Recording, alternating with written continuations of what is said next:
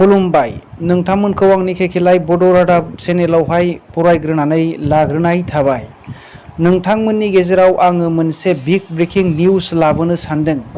दिनै फुंनि समाव क'क्राझार जिल्लानि सिङाव थानाय कुसुगाव ब्लकनि सिङाव थानाय बरबादा बिसिडिसि अफिसखौ बेखेवनाय जाबाय।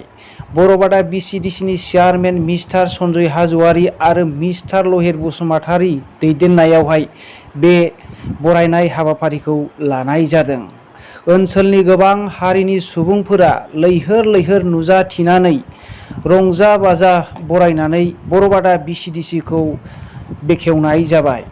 दिनै फुंनि समाव बेवहाय गाहाय आलासि महरै बिडिअ block development officer mister Sansuma Basumatary आरो आलासि महरै टिएलसिसिनि चेयारमेन आरो प्राइमारिनि प्रेसिडेन्ट जयन्त बसुमतारी बिथांमोनहा नुजाथिनानै गाजा गोमजायै बेखेवनानै होलाङो। बे भिडिअखौ नोंथांमोनहा नायनो हागोन।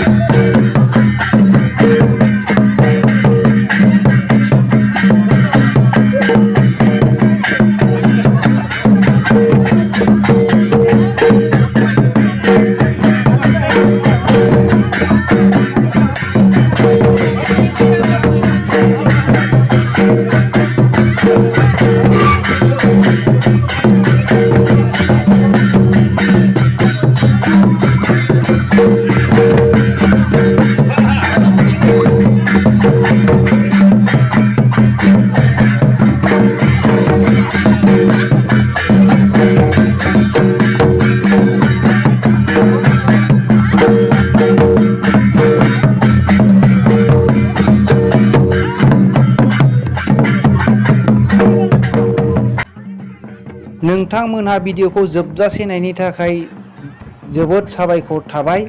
चेनेलाव गोदानै फैदोंब्ला अन्नानै लाइक खालाम आरो साबस्क्राइब खालाम।